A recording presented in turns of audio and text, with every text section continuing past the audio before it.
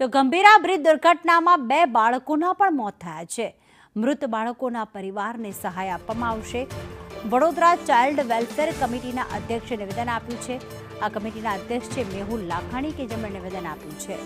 પરિવારને વધુમાં વધુ સહાય માટે પ્રયત્ન કરીશું। સોમવારે આ મુદ્દે બેઠકમાં સમીક્ષા કરીશું।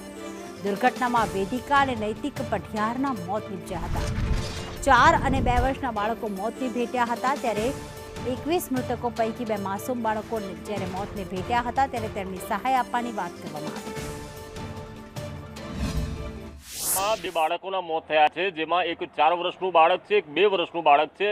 નૈતિક પઢિયાર અને વેદિકા પઢિયાર આ 2 બાળકો મોતને ભેટ્યા છે। ત્યારે વડોદરાના ચાઇલ્ડ વેલફેર કમિટીના જે અધ્યક્ષ છે મેહુલ લાખાણી, તેમની સાથે વાત કરીએ। મેહુલભાઈ, 2 બાળકો હજુ તો જીવન જોવે, જિંદગી જોવે તે પહેલા જ મોતને ભેટ્યા છે। હવે ચાઇલ્ડ વેલફેર કમિટી શું નિર્ણય કરશે, તેમને વધુમાં વધુ પરિવારને સહાય મળે તેના માટે? સોમવારે અમારી બેઠક છે, એની અંદર અમે આ મુદ્દો લઈશું।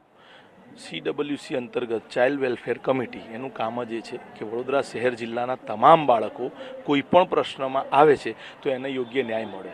બાળકનું તો અવસાન થયું છે, આપણે પ્રભુને પ્રાર્થના કરી શકીએ કે એક ભવિષ્ય, 2 બાળકોના મૃત્યુથી 2 ભવિષ્યના આશાસ્પદ યુવાનોનું મૃત્યુ થયું છે। આપણે એવું કરી શકીએ આ વ્યવસ્થામાં કે એ પરિવારને વધુમાં વધુ સહાય પહોંચે। અન્ય કઈ વ્યવસ્થા આ પ્રાવધાનમાં આવતી હોય તો એ થઈ શકે, જેથી કરીને એ પરિવારને એ કોઈ પણ જાતનું કોમ્પન્સેશન ક્યારેય આનું પૂર્તતા ન કરી શકે। પણ આપણે એમાં સાથે છીએ, સહભાગી છીએ। સરકાર તરીકે, સરકારની CWC ચાઇલ્ડ વેલફેર કમિટીની રચના તરીકે આપણે ચોક્કસપણે એમાં જે કંઈ વધુમાં વધુ એ પરિવારને લાભ પહોંચે એવો પ્રયાસ કરવાનો અમે સંપૂર્ણપણે પ્રયાસ કરીશું।